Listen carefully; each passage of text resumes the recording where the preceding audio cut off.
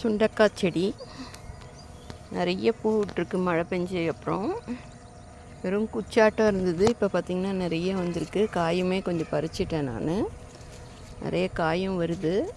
இதுவும் வெளியில் தான் வச்சுருக்கேன் நான்.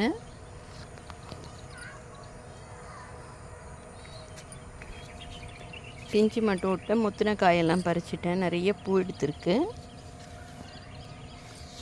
இந்த சுண்டைக்காவை அடிக்கடிக்கு நம்ம சாப்பாட்டில் சேர்த்துக்கும் போது வயிற்று சம்மந்தமாக பிரச்சனை எதுவும் இருக்காது, பூச்சியெல்லாம் வராதுன்னு சொல்லுவாங்க.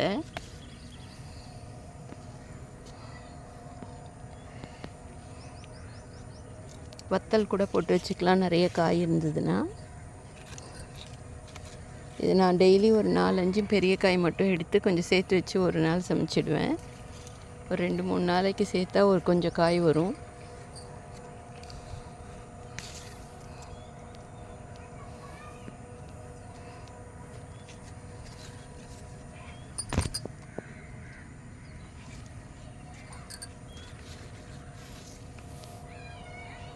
இது வயிற்று சம்மந்தமான இதெல்லாம் புறவாசி நம்ம வாரத்தில் 2 வாட்டியாவது இது சாப்பிடும் போது ஸ்டொமக் அப்செட் எதுவும் இல்லாமல் நல்லாயிருக்கும். இதுவுமே வெளியில் வச்சுக்கலாம், காம்பவுண்ட் வெளியே வச்சு வளர்த்துடலாம்.